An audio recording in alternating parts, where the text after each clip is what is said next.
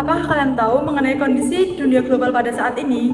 Nah, dunia saat ini sedang menghadapi ketidakpastian yang tinggi akibat suku bunga global yang masih tinggi, ketegangan geopolitik, dan fragmentasi perdagangan. Kondisi ini berdampak pada perekonomian Indonesia yang harus menavigasi tantangan dan menjaga stabilitas pertumbuhan perekonomian Indonesia.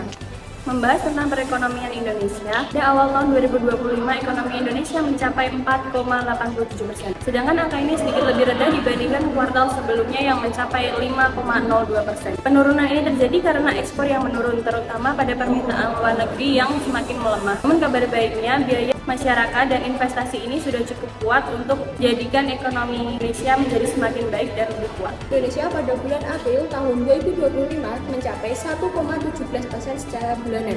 Untuk inflasi tahunan mencapai 2,84%. Nah, kenaikan harga terjadi pada kelompok makanan, minuman, dan juga tembakau.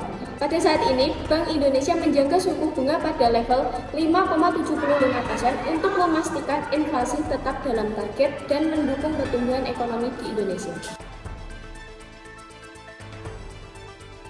Sektor real dan dunia usaha sektor industri manufaktur menunjukkan angka pemulihan dengan indeks PMI Indonesia stabil di atas angka 51 yang menandakan ekspansi. Sektor pertanian tumbuh signifikan berkat musim panen yang baik, sementara sektor transportasi dan logistik meningkat seiring naiknya mobilitas masyarakat pasca pandemi. Ekspor Indonesia didominasi oleh komoditas seperti batubara dan CPO. Namun, harga komoditas global yang menurun menyebabkan nilai ekspor melemah. Surplus perdagangan pada April 2025 turun menjadi 2,75 miliar US dollar. Pemerintah mendorong diversifikasi ekspor dengan fokus pada produk manufaktur untuk mengurangi ketergantungan pada komoditas.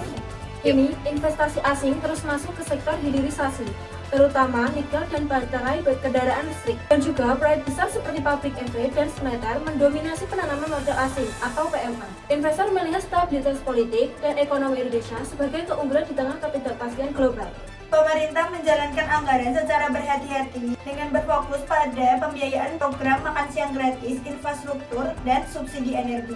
Untuk mendanai program tersebut dilakukan penghematan sebesar 290 triliun termasuk pemotongan anggaran perjalanan dinas dan pendingin ruangan, serta defisit APBN dijaga di bawah 3% dari PDB. Bank Indonesia menjaga stabilitas keuangan dengan penguatan nilai tukar rupiah dan sistem pembayaran digital seperti KRIS. Kondisi perbankan tetap sehat dengan NPL yang rendah dan pertumbuhan intermediasi perbankan.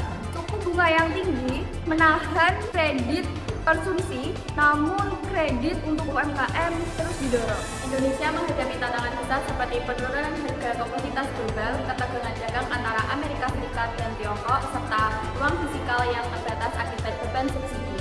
Oleh karena itu, sangat diperlukannya ruang reformasi struktural dan efisiensi belanja negara untuk menghadapi tantangan ini. Jadi kesimpulannya adalah ekonomi di Indonesia ini masih tumbuh solid di tengah tekanan global. Namun juga ada strategi jangka panjang seperti peningkatan kualitas SDM, penguatan UMKM, dan juga hilirisasi industri. Pemerintah dan masyarakat juga harus bekerja sama agar momentum pertumbuhan ini tetap berlanjut.